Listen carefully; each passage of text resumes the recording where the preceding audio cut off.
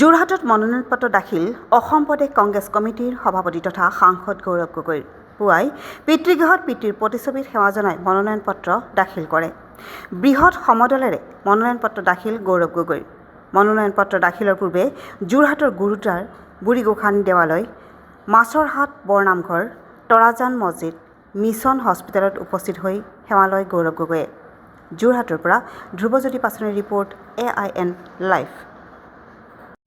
বহুকেইজন আমাৰ কংগ্ৰেছ দলৰ মনোনীত প্ৰাৰ্থীসকলে নিজৰ মনোনয়ন পত্ৰ দাখিল কৰিলে। ইতিমধ্যে যোৰহাটত আজি আমাৰ তিতাবৰ সমষ্টিৰ প্ৰাৰ্থী প্ৰাণকৰ্মী ডাঙৰীয়া, টিয়ক সমষ্টিৰ প্ৰাৰ্থী পল্লৱী শইকীয়া গগৈ ডাঙৰীয়ানী আৰু বিভিন্ন সমষ্টিত আমাৰ কংগ্ৰেছৰ কেইবাগৰাকী প্ৰাৰ্থীসকল লগতে মিত্ৰজোঁট প্ৰাৰ্থীসকল আজি নিজৰ মনোনয়ন পত্ৰ দাখিল কৰিলে। মোৰ ফালৰ পৰা সকলোকে শুভেচ্ছা জ্ঞাপন কৰিছোঁ, অভিনন্দন জ্ঞাপন কৰিছোঁ আৰু বিজয় হৈ আহক এই আশীৰ্বাদ আগবঢ়াই দিছোঁ। আমি তেখেতৰ লগত আমি পিছত কথাখিনি পাতি ল'ম আৰু মই ভাবোঁ যে কংগ্ৰেছ দলক ক্ষতি কৰা এনেকুৱা কোনো কাম আমাৰ দলৰ কোনো নেতা বা জ্যেষ্ঠ নেতা নকৰিব। তেওঁ কৈছে নিৰ্বাচনলৈকে তেওঁ একো কথাই নকয়, নিৰ্বাচনলৈকে তেওঁ কথা নকওঁ বুলিয়ে কৈছে।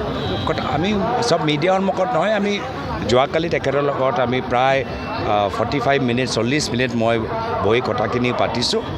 আজি আমাৰ AICC সম্পাদকো আহিছে আমাৰ তেখেতৰ লগত। নিশ্চয় আমি তেখেতৰ লগত আমি কথাখিনি পাতি আশা কৰোঁ যে তেওঁ দলৰ বৃহত্তৰ স্বাৰ্থত তেওঁলোকে চিন্তা কৰিব। প্ৰত্যাহ্বান কিমান আছে যোৰহাটত?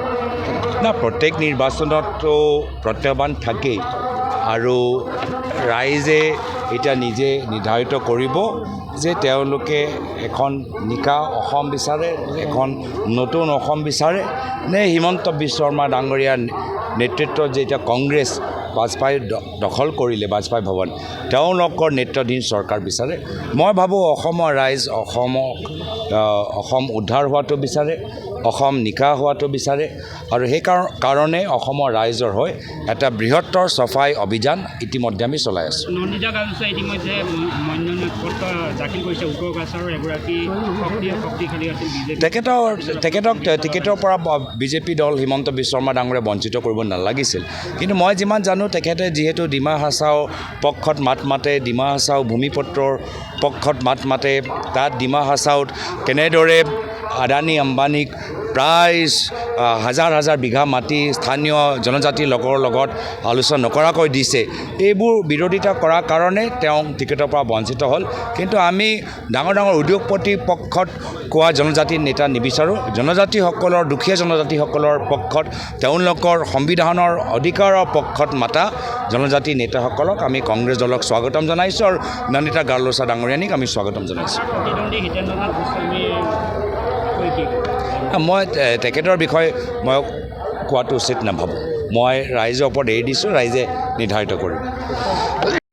যিকোনো খবৰ আৰু বিজ্ঞাপনৰ বাবে যোগাযোগ কৰক 7896121996।